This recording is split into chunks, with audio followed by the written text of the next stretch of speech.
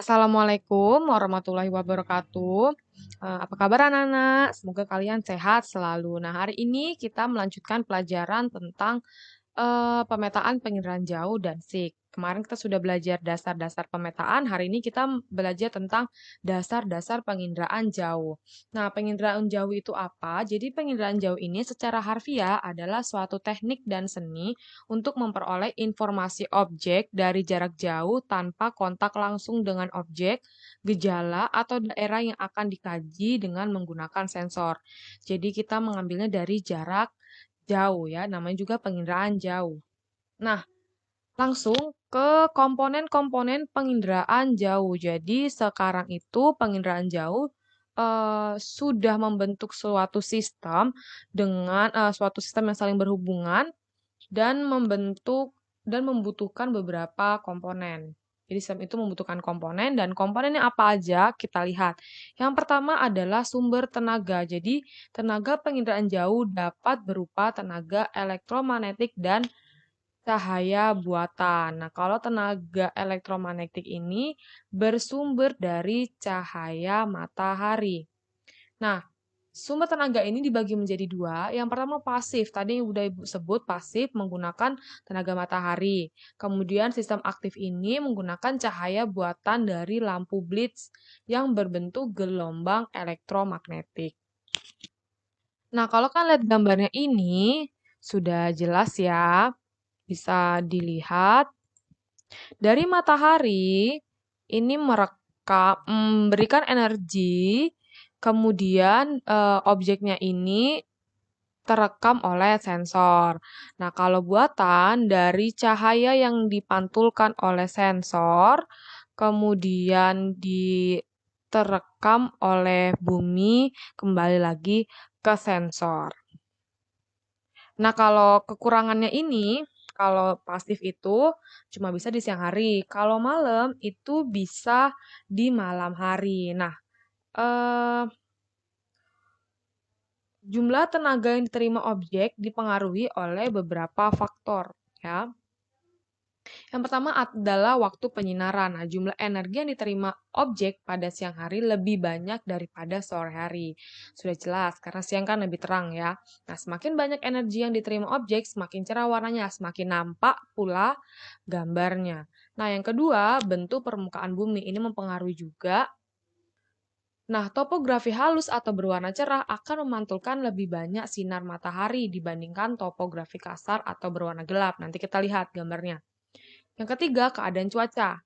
Nah, keadaan cuaca ini memengaruhi kemampuan sumber tenaga dan memantulkan tenaga. Nah, biasanya kalau berawan atau berkabut itu gambarnya kurang jelas dan kurang terang ya.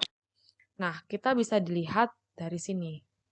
Nah, ini berdasarkan ini ya, jumlah tenaga dipengaruhi oleh apa namanya tadi?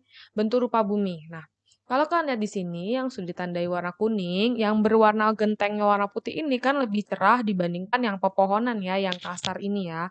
Karena yang pertama dia bentuknya kasar jadi dia lebih gelap, sedangkan yang warna genteng yang bercahaya ini karena nampak lebih terang daripada di sekitarnya. Oke, lanjut ke komponen kedua yaitu atmosfer.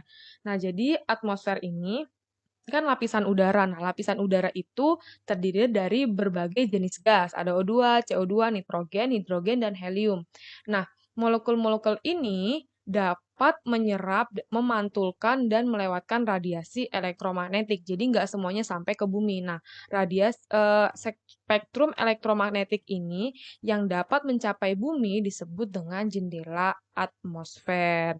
Nah, biasanya kondisi cuaca yang berawan menyebabkan sumber tenaga tidak dapat mencapai permukaan bumi.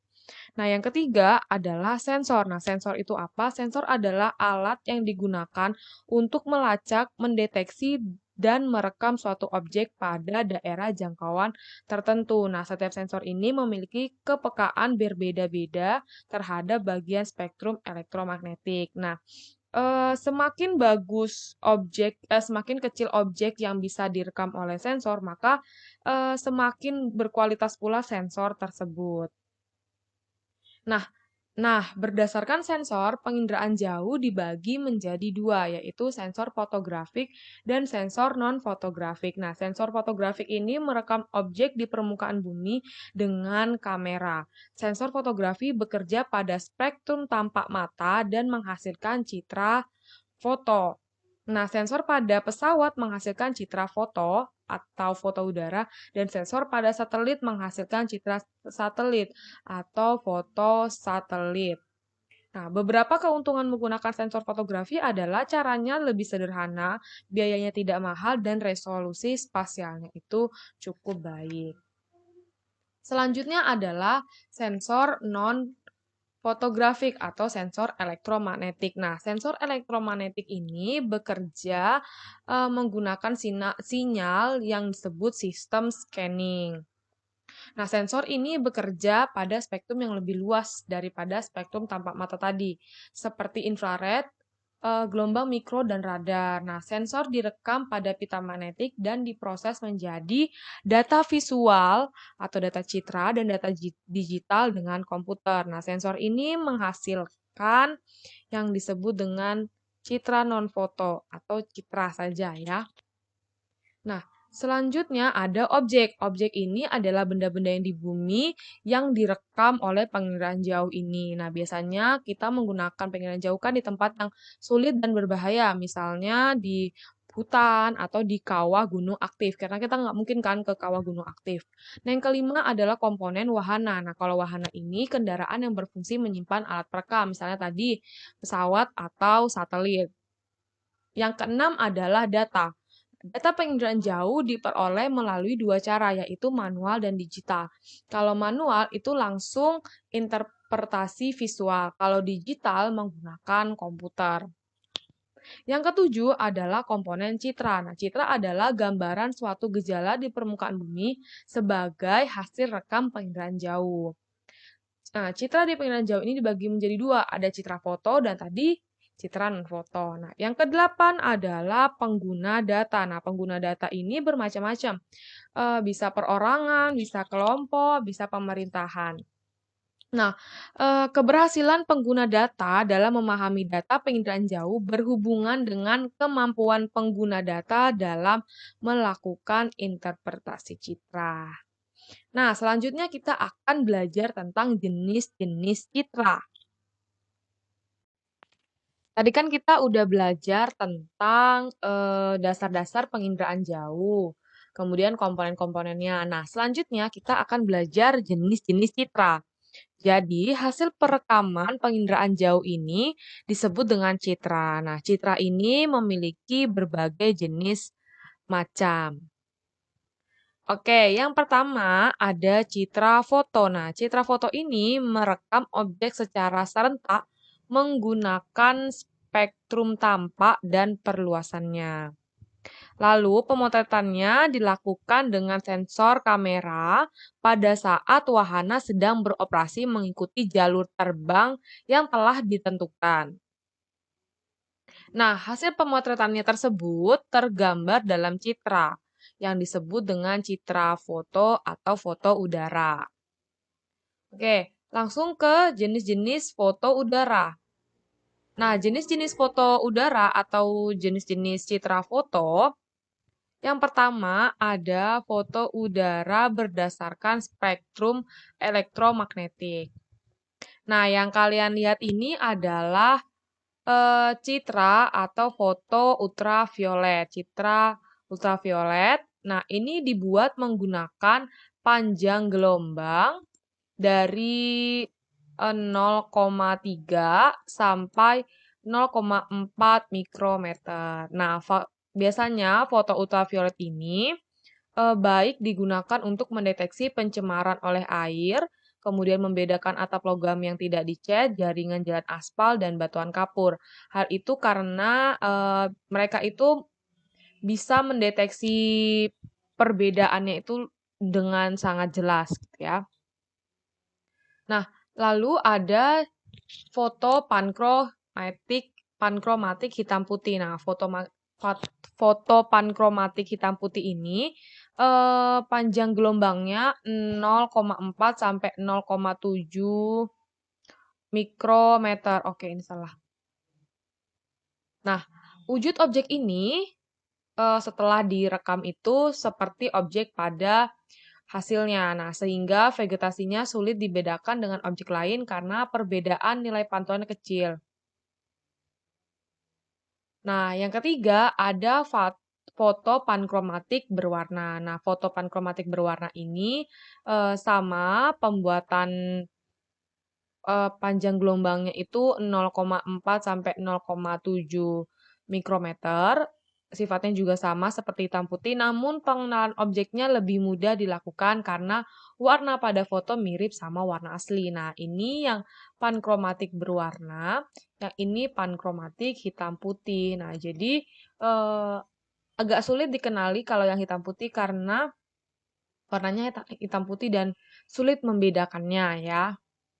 Nah, yang keempat adalah foto ortokromatik. Nah, foto ortokromatik ini menggunakan spektrum tampak saluran biru hingga hijau mulai dari 0,4 sampai 0,56 mikrometer. Nah, foto ortokromatik objeknya itu terlihat sangat jelas sehingga cocok untuk studi pantai karena dia bisa mendeteksi sampai ke bawah permukaan air sekitar kedalaman 20 meter. Nah, foto ini juga baik untuk survei vegetasi karena warna hijau dedaunan tampak kontras, ini bukan kontrak ya, kontras dengan objek di sekitarnya. Jadi lebih mudah dideteksi. Lanjut ke nomor 5, foto inframerah hitam putih. Nah, inframerah hitam putih ini dibuat menggunakan panjang gelombang 0,7 sampai 0,9 mikrometer. Nah, pantulan vegetasi pada foto ini bersifat unik karena berasal dari bagian dalam vegetasi. Ini bagian dalam vegetasi sehingga ini cocok untuk membedakan jenis vegetasi yang sehat dan tidak sehat. Nah, ini bisa dilihat gambarnya, yang ini okromatik, terlihat ya kalau ini vegetasi hijauan, berbeda sekali warnanya dengan yang bukan vegetasi hijau. Nah, yang ini inframerah hitam putih. Lalu ada yang keenam foto inframerah berwarna. Nah, kalau foto inframerah berwarna ini sama seperti hitam putih, tapi dia warnanya lebih berwarna merah ya, sehingga ini lebih memudahkan kita untuk membedakan dengan objek yang lainnya. Bisa dilihat ini yang vegetasi tentu warnanya merah, kemudian kalau yang perumahan itu genteng-genteng ini punya warna sendiri. Nah, yang terakhir, yang ketujuh adalah foto multispektral. Nah, foto multispektral ini eh, foto yang menggunakan banyak sekali gelombang-gelombang yang berbeda. Jadi, gambarnya ini jadi digabungkan antara gelombang-gelombang yang lainnya sehingga warnanya seperti ini hasilnya. Di sini ada merah, kemudian ada warna hijau, ada ultraviolet. Nah, selanjutnya, foto udara berdasarkan sumbu kamera. Nah, yang pertama ada foto udara vertikal. Jadi, foto udara vertikal ini kameranya tegak lurus atau condongnya hanya 1 derajat sampai 4 derajat terhadap permukaan bumi. Nah, kalau kalian lihat gambarnya, nah hasilnya itu seperti ini ya. Kita foto tegak karena dia tegak lurus dengan dari atas ke permukaan bumi, jadi yang terlihat itu secara datar seperti ini, hanya permukaannya saja ya. Nah, kemudian foto udara condong. Nah, foto udara condong ini sedikit menyudut terhadap garis tegak lurus. Jadi kalau misalnya garisnya tegak lurus begini, dia agak ke sini sedikit. Nah, jadi fotonya selain yang di bawahnya permukaan yang diambil, yang di sebelah-sebelahnya ini juga terlihat nih, yang di pinggir-pinggirnya ini terlihat. Kemudian yang ketiga adalah sangat condong. Nah, kalau sangat condong ini misalnya sudutnya nih, sumbunya nih. Nah, dia garisnya ke sini. Jadi yang diambil itu gambarnya dari sini. Nah, selain permukaan ini terlihat, cakrawala dan langit ini juga terlihat. Selanjutnya adalah yang kedua, citra non-foto. Tadi yang pertama citra foto, yang kedua citra non-foto. Nah, citra non-foto ini adalah gambaran kenampakan muka bumi yang dihasilkan oleh sensor ya. Nah, pengambilannya itu dengan cara scanning. Dengan cara scanning maksud Ibu. Nah, scanningnya ini dipasang atau sensornya ini dipasang pada wahana satelit luar angkasa. Nah, perekaman ini dilakukan secara parsial menggunakan beberapa spektrum seperti spektrum tampak dan perluasannya, kemudian ada spektrum termal dan juga serta gelombang mikro. Nah, oke, yang pertama berdasarkan citra non foto berdasarkan spektrum elektromagnetik yang digunakan dibagi menjadi sebagai berikut ya. Yang pertama ada citra inframerah elektromagnetik. Nah, citra inframerah elektromagnetik ini dibeda-bedakan lagi menjadi beberapa jenis. Yang pertama ada citra inframerah elektromagnetik. Nah, ini adalah citra yang dibuat menggunakan gelombang inframerah termal. Nah, pengenalan karakteristik objek didasarkan, jadi interpretasi objeknya ini didasarkan pada perbedaan rona atau warna.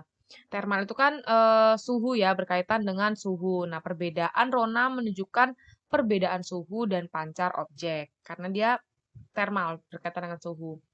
Nah, yang kedua adalah citra radar. Nah, citra radar ini citra yang dibuat menggunakan gelombang mikro yang bersumber dari tenaga buatan, seperti penyinaran pada objek. Nah, yang ketiga, citra gelombang mikro, yaitu citra yang dibuat menggunakan gelombang mikro yang bersumber dari tenaga alam, seperti sinar matahari. Nah, yang kedua, berdasarkan sensor. Berdasarkan sensor, citra dibedakan sebagai berikut. Ada citra tunggal sama multispektral. Kalau citra tunggal menggunakan sensor tunggal atau saluran lebar. Kalau citra multispektral dibuat menggunakan sensor JAMA atau saluran sempit. Itu hanya berdasarkan satu tunggal atau banyaknya gitu ya. Nah, yang nomor 3 berdasarkan sarananya. Jadi citra ini dikelompokkan lagi berdasarkan sarananya menjadi 2. Citra satelit dan juga citra dirgantara. Nah, kalau citra satelit ini masih dibedakan lagi berdasarkan penggunaannya. Yang pertama citra satelit untuk penginderaan planet. Nah, citra ini contohnya adalah Viking USA, punyanya USA, dan Venera punyanya Rusia. Nah, kalau yang kedua, citra satelit untuk penginderaan cuaca. Nah, ini contohnya dari NOAA dari USA dan Meteor dari Rusia. Kemudian ada citra satelit untuk penginderaan sumber daya alam di bumi. Contohnya Landsat dari USA dan Spot dari Prancis. Nah, yang kedua, citra dirgantara atau airborne image. Nah, citra ini dibuat menggunakan wahana yang beroperasi di udara, dirgantara ya. Contoh citra dirgantara ini adalah citra inframerah termal dan juga citra radar.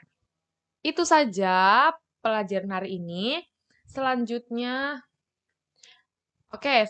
kita akan belajar tentang langkah-langkah interpretasi citra.